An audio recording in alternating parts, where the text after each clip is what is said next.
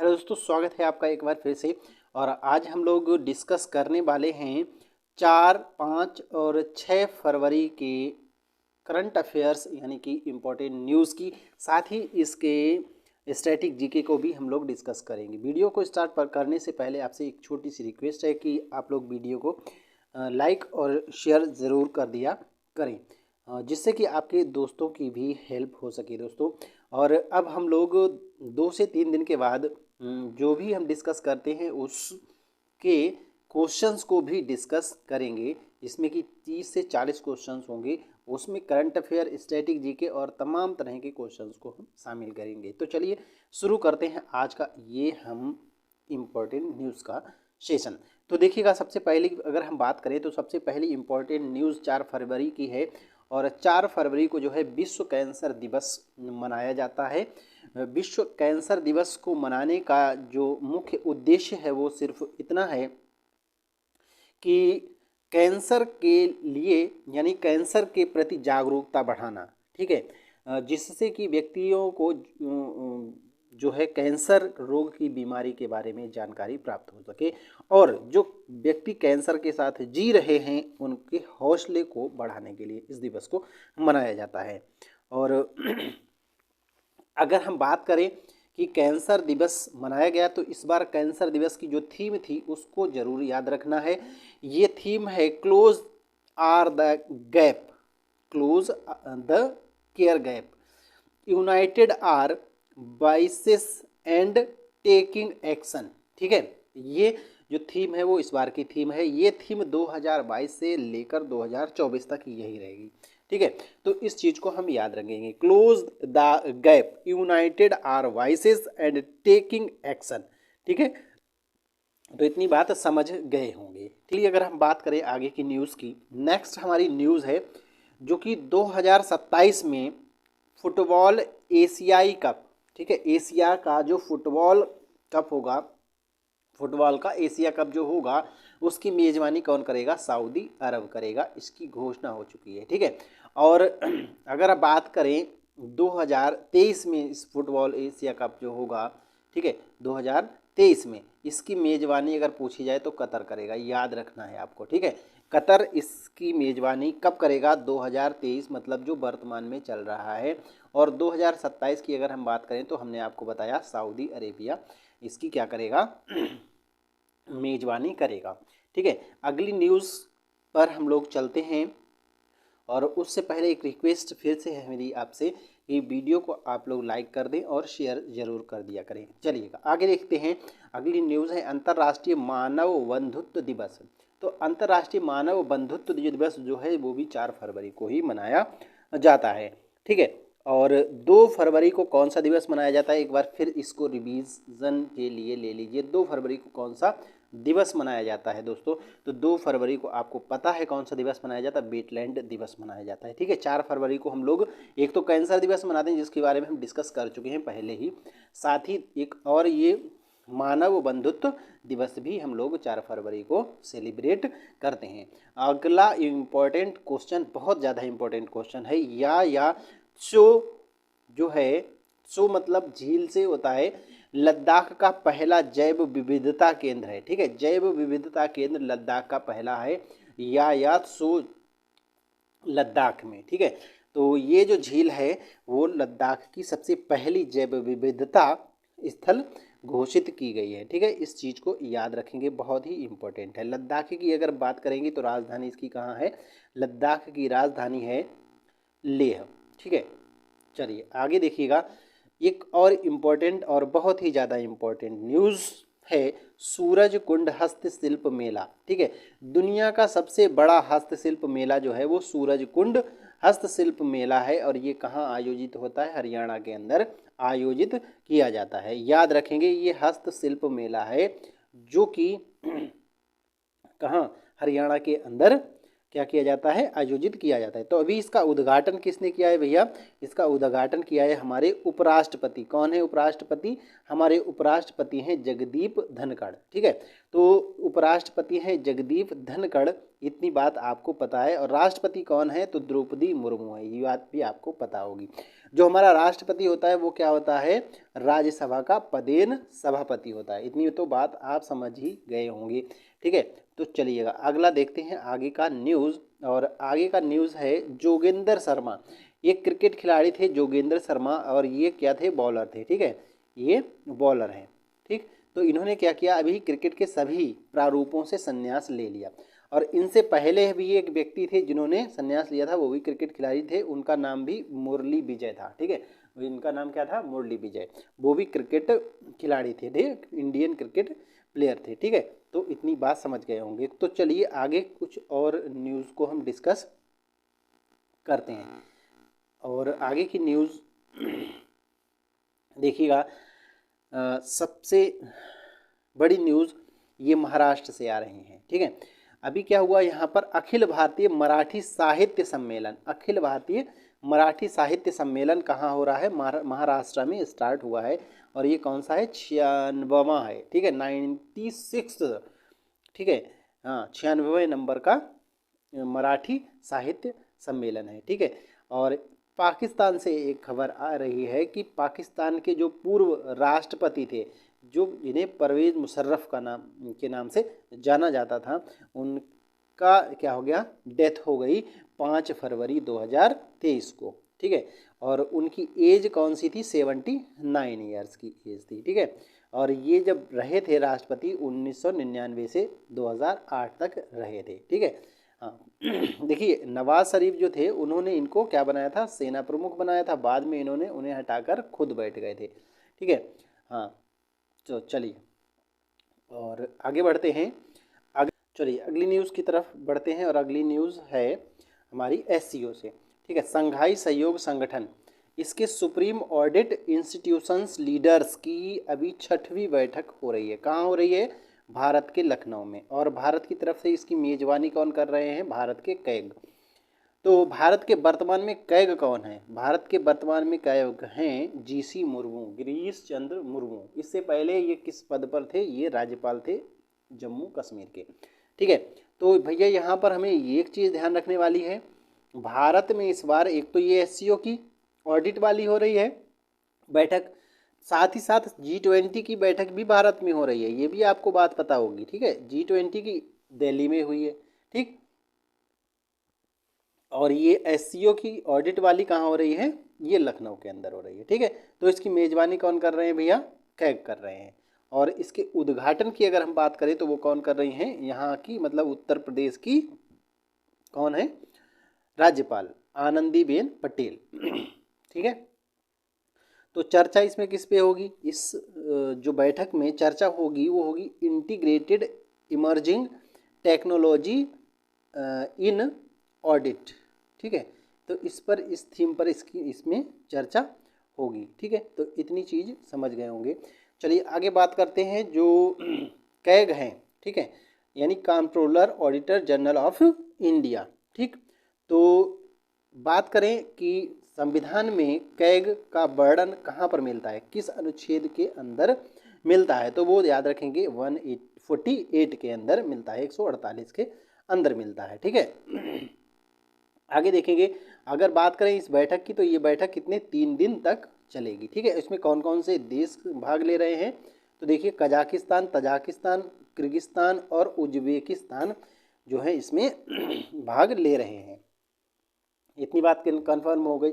ठीक है, तो सभी देश जो हैं वो किस पर मोस्टली जोर दे रहे हैं, artificial intelligence and digital technology के जो भी इनके एक्सपीरियंस हैं उनको आपस में साझा करेंगे।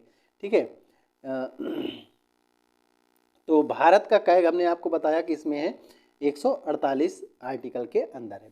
कैग यानी कंट्रोलर जनरल की जो संस्था होती है, इस संस्था का वर्णन हमारे संविधान के 148 से 151 तक किया गया है। इस पद की स्थापना भारत में की गई थी 1858 में। ठीक है, तो उस समय जो भारत के कैग थे वो नियुक्त नहीं किए गए थे, लेकिन 1860 में उस भारत में पहले कैग अंग्रेजों द्वारा नियुक्त किए गए थे, जो थे एडवर्ड ड्रमंड। ठीक है। और भारत की अगर बात करें तो स्वतंत्रता के बाद सबसे पहले जो कैग बने थे भारत में वो थे नरहरि राव। ठीक है, नरहरि राव जो थे वो भारत के सबसे पहले कैग थे। बात यहाँ तक कन्फर्म हो गई। ठीक है। और वर्तमान में कौन है? जीसी मुर्मू हैं वो हम जान चुके हैं। ठीक है, चलिए आगे बढ़ते हैं, अगली न्यूज़ देखते हैं। बहुत ही इम्पोर्टेंट महोत्सव और बहुत मोस्ट इम्पोर्टेंट क्वेश्चन है, ये समझ लीजिएगा। काला घोड़ा महोत्सव, ठीक है, कई बार पूछा गया है। और ये कहाँ का उत्सव है? ये महाराष्ट्र का है और मुंबई में इसका भी आयोजन 5 फरवरी से हो रहा है और ये 23वां संस्करण इस बार इसका चल रहा है। ठीक है, ये स्टार्ट कब होता है? फरवरी के फर्स्ट सैटरडे को ये स्टार्ट हो जाता है। ठीक है, और इसका एंड की अगर बात करें तो लास्ट संडे को, मतलब फरवरी के लास्ट संडे को इसका एंड होता है। यहाँ तक बात कंफर्म हो गई होगी। तो काला घोड़ा महोत्सव जो है महाराष्ट्र का एक महोत्सव है और 1999 में ये सबसे पहली बार मनाया गया था। ठीक है, तो ये बात आप लोग समझ चुके होंगे। ठीक, आगे बढ़ते हैं और अगला देखते हैं। अगली जो न्यूज़ है वो है महिला जननांग विकृति के खिलाफ अंतर्राष्ट्रीय शून्य असहिष्णुता दिवस। ठीक है, यानी FGM। ये दिवस जो मनाया जाता है वो 6 फरवरी को मनाया जाता है। कौन मनाता है इस दिवस को? तो यूनिसेफ मनाता है। ठीक है, यूनिसेफ की अगर हम बात करें तो स्थापना हुई थी यूनिसेफ की 11 दिसंबर 1946 को। ठीक है, और अगर हम बात करें इसके हेड की तो वो है कैथरीन एम रसेल और इसके हेड क्वार्टर की अगर हम बात करेंगे यूनिसेफ की तो न्यूयॉर्क के अंदर है।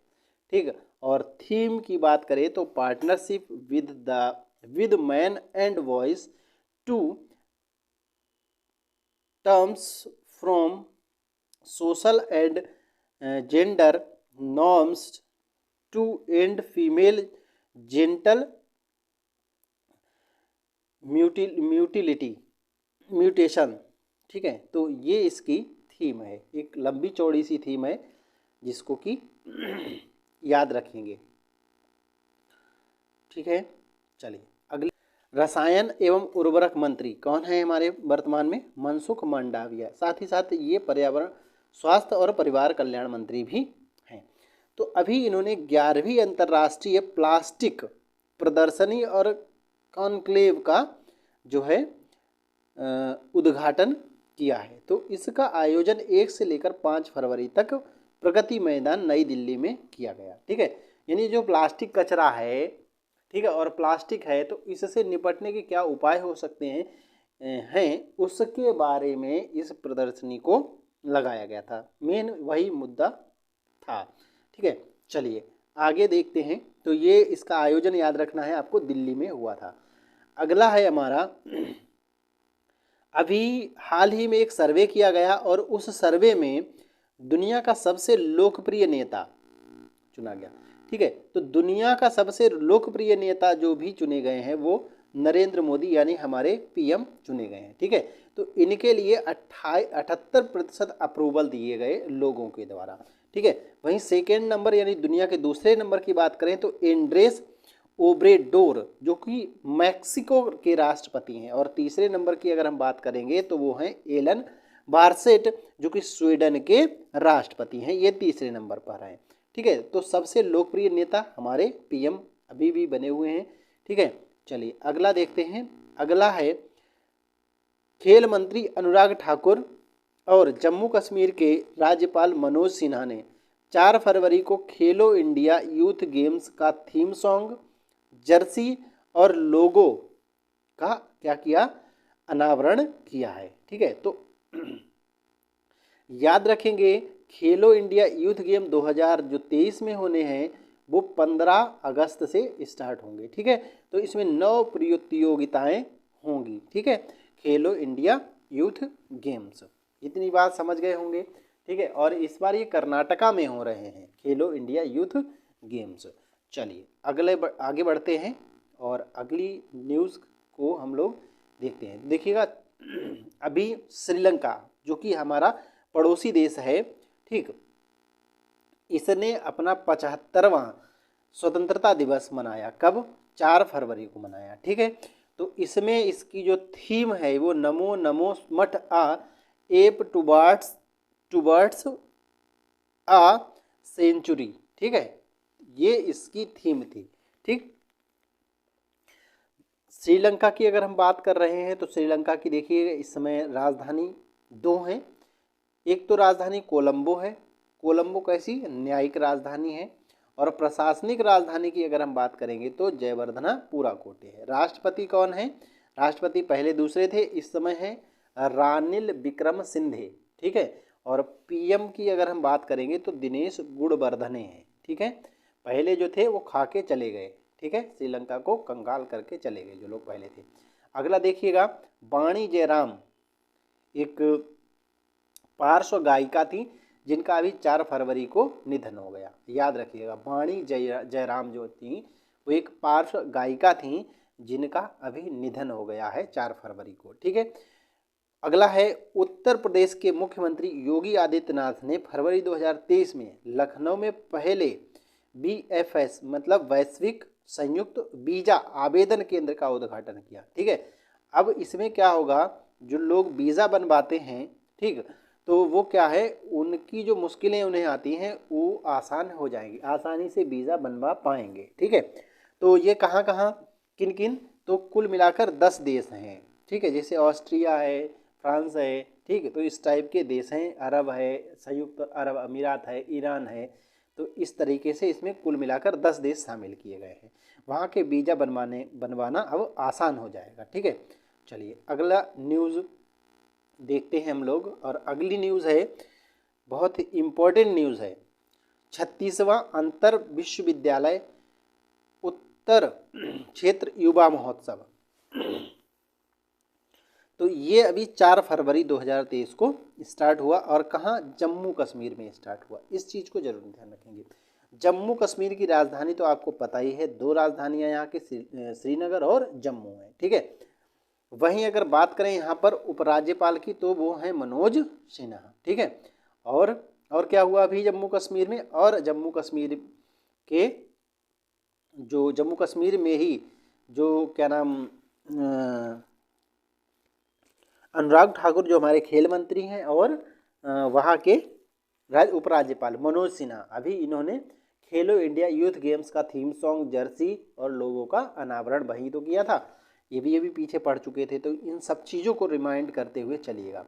बहुत इम्पोर्टेंट क्वेश्चन है और इसको याद रखिएगा, यहाँ से क्वेश्चन जरूर बन सकता है, ठीक है। और बहुत सारे क्वेश्चन यहाँ से बनते हैं। देखिए, स्वर कोकिला के नाम से किसे जाना जाता है? लता मंगेशकर। तो लता मंगेशकर का लास्ट फरवरी मतलब लास्ट ईयर 6 फरवरी को क्या हो गया था? निधन हो गया था, डेथ हो गई थी इनकी, ठीक है। तो ये कौन थी? एक पार्श्व गायिका थी, ठीक है। ये उनके नाम से तो सभी परिचित हैं, ठीक है, विश्व परिचित है, तो हम भी परिचित होंगे ही, ठीक है। तो इनकी पुण्यतिथि थी। अभी एक सैंड आर्टिस्ट हैं सुदर्शन पटनायक, उन्होंने इनकी एक सैंड आकृति बनाई है पुरी के तट पर उड़ीसा में, ठीक है। तो वो इनके श्रद्धांजलि इन्हें देने के लिए उन्होंने बनाई है। लता मंगेशकर ने बहुत सारे गीत गाए हैं, ठीक है, और इनको बॉलीवुड कोकिला भी कहा जाता है, ठीक है। इन्हें बॉलीवुड के बहुत सारे सॉन्ग जो हैं गाए हैं, आवाज़ दी है, और अलग अलग भाषाओं में लगभग 20 भाषाओं में इन्होंने सॉन्ग गाए हैं, ठीक है। 20 से भी ज़्यादा भाषाओं में इन्होंने सॉन्ग गाए हुए हैं, ठीक। तो ये भारत रत्न से सम्मानित हैं और पद्म विभूषण से भी सम्मानित हैं। याद रखिएगा 2000 में इनको पद्म विभूषण दिया गया, 2001 में भारत रत्न दिया गया, और 1989 में इनको दादा साहब फाल्के पुरस्कार दिया गया था, ठीक है। दादा साहब फाल्के पुरस्कार जो है सिनेमा के क्षेत्र में दिया जाने वाला सबसे बड़ा पुरस्कार है। भारतीय सिनेमा के क्षेत्र में दिए जाने वाला सबसे बड़ा पुरस्कार दादा साहब फाल्के पुरस्कार है, ठीक है। दादा साहब फाल्के पुरस्कार की स्थापना की अगर बात करें तो 96 में की गई थी और इसको सबसे पहले देविका रानी को दिया गया था। ठीक है, इतनी बात हमें याद रखनी है भैया। ठीक है, और दादा साहब फाल्के जो हैं वो भारतीय सिनेमा के पितामह कहे जाते हैं। ठीक, क्योंकि इन्होंने भारत की सबसे पहली फिल्म बनाई थी जिसका नाम था राजा हरिश्चंद्र, जो कि 1913 में रिलीज़ हुई थी। ठीक है, और ये इसमें आवाज़ नहीं थी, मूक फिल्म थी। ठीक है, और सबसे पहली बोलती फिल्म जो थी वो 1931 में रिलीज़ हुई थी, जिसका नाम था आलम आरा। ये बोलती फिल्म थी। ठीक है, आलम आरा। और 1937 में भारत की सबसे पहली रंगीन फिल्म आई थी किसान कन्या। ठीक, तो इन सब चीज़ों को हमें रिमाइंड रखना है, याद रखना है। चलिए आगे बढ़ते हैं और अगली न्यूज़ को हम देखते हैं। तो दोस्तों एक बार फिर आपसे रिक्वेस्ट करेंगे कि वीडियो को आप लोग शेयर ज़रूर कर दिया करें और लाइक ज़रूर कर दिया करें, क्योंकि आपके काम की सारी बातें हैं अगर आप कंपटीशन की तैयारी कर रहे हैं। ठीक है, तो न्यूज़ आपके काम की ज़रूर है, साथ ही स्टैटिक जीके भी इम्पोर्टेंट है। ठीक है, और जब हम लोग अभी क्वेश्चन को डिस्कस करेंगे तो उसमें हम स्टैटिक जीके बहुत अच्छे से पढ़ेंगे और सारे क्वेश्चंस को रिमाइंड करेंगे प्रीवियस मंथ्स का। ठीक है, जनवरी का पूरा हम लोग रिवाइज करेंगे और उसमें सभी जनवरी के जो करंट अफेयर्स के क्वेश्चन हैं, साथ ही स्टैटिक जीके के भी अच्छे क्वेश्चंस को हम शामिल करेंगे, ज़रूर करेंगे, जिससे कि हमारा स्टैटिक जीके भी साथ ही साथ कवर होता रहे। चलिए आगे की बात करेंगे और अगला हमारा जो न्यूज़ है वो है झारखंड से। तो झारखंड का देवधर एक जगह है झारखंड में, तो वहाँ पर अभी अमित शाह ने क्या किया, नैनो यूरिया संयंत्र की आधारशिला रखी है। ठीक है, कौन इस संयंत्र को स्थापित कर रहा है, इफ़को। ठीक है, इफ़को इसको क्या कर रहा है, स्थापित कर रहा है इस संयंत्र को। ठीक है, पिछले साल गुजरात में नरेंद्र मोदी जी ने भारत के सबसे पहले नैनो यूरिया संयंत्र को स्थापित किया था, उसका उद्घाटन किया था। ठीक है, तो इस बार ये भारत का 5वां नैनो यूरिया संयंत्र है, इस चीज़ को भी हमें याद रखना है। ठीक है, तो देवघर में स्थापित किया जा रहा है। ठीक, अगला देखिए, भारत की एक जिम्नास्टिक खिलाड़ी हैं दीपा कर्माकर। ठीक है, ये अभी डोप टेस्ट में फेल हो गई, अभी इनका डोपिंग टेस्ट किया गया तो ये डोप टेस्ट में फेल हो गई। ठीक है, इस वजह से इन पर 21 महीने का क्या लगा दिया गया, बैन लगा दिया गया। ठीक है, तो जिम्नास्टिक में इन्होंने जो है पदक जीते हैं। जिम्नास्टिक में सबसे पहला भारत के लिए जो पदक जीतने वाली महिला है वो दीपा कर्माकर ही है। ठीक, इन्होंने 2014 में ग्लासगो में कांस्य पदक जीता था। ठीक है, हाँ, तो अभी इन पर 21 महीने का बैन लगा दिया गया। ठीक, चलिए अगला क्वेश्चन हम लोग देखते हैं और अगला देखिए क्वेश्चन है पुरस्कार से जुड़ा हुआ, और ये पुरस्कार है मातृभूमि बुक ऑफ द ईयर। मातृभूमि बुक ऑफ द ईयर, ये पुरस्कार किसको मिला, डॉक्टर पैगी मोहन को दिया गया। ठीक है, मातृभूमि इंटरनेशनल फेस्टिवल ऑफ लेटर्स, ये एक फेस्टिवल है। ठीक है, इसमें क्या है, बुक्स के लिए इनाम दिया जाता है। ठीक है, तो इनकी एक पुस्तक थी वंडर्स किंग्स एंड मर्चेंट्स, तो उसके लिए इनको ये पुरस्कार दिया गया डॉक्टर पैगी मोहन को। मातृभूमि बुक ऑफ द ईयर, इनकी इसी बुक को इस अवार्ड से नवाजा गया। अगली बात करेंगे, देखिए आईटीबीपी ने लगातार तीसरी बार नेशनल आइस हॉकी चैंपियनशिप जीत ली। आइस हॉकी का आयोजन लद्दाख के अंदर किया जाता है भारत में, याद रखेंगे। ठीक है, तो इस बार फिर से, पिछली बार भी जीता था, उससे पिछली बार भी जीती थी इसी ने। ठीक है, हाँ, आईटीबीपी ने, और इस बार भी जीत लिए, तो तीसरी बार लगातार जीत लिए। ये 12वां संस्करण था। ठीक है, ये 12वां संस्करण था। लद्दाख स्काउट्स को हराया है इन्होंने। ठीक, बात करेंगे आईटीबीपी की, तो आईटीबीपी की स्थापना हुई थी 24 अक्टूबर 1962 में। इनके महानिदेशक संजय अरोड़ा हैं, याद रखेंगे।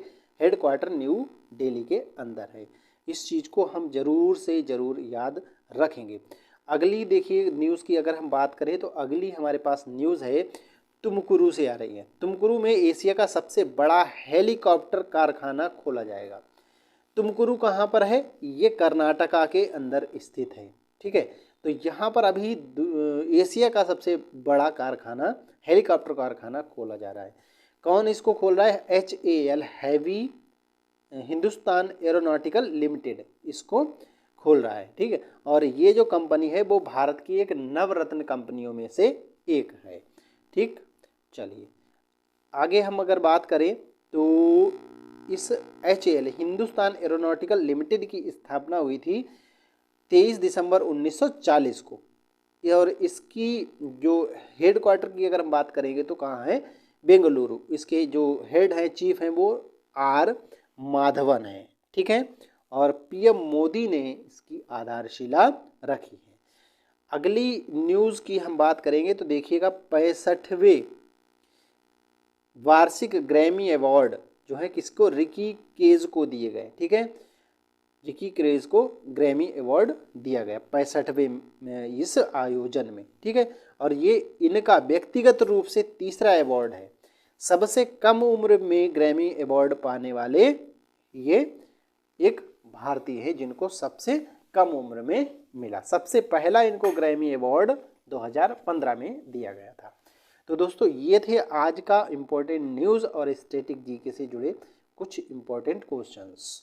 ठीक, तो मिलते हैं फिर किसी वीडियो में कुछ और इम्पोर्टेंट न्यूज़ और स्टैटिक जीके के साथ। तो दोस्तों आपसे एक बार फिर से हम छोटी सी रिक्वेस्ट करना चाहेंगे, वीडियो को लाइक और शेयर ज़रूर कर दीजिएगा। और आगे अब हम लोग क्वेश्चंस को भी डिस्कस करेंगे जो हम पीछे पढ़ लेंगे, जिससे कि हमें चीज़ें और ज़्यादा रिमाइंड होती चलें। तो मिलते हैं फिर किसी वीडियो में कुछ और इम्पोर्टेंट न्यूज़ के साथ। जय हिंद, जय भारत।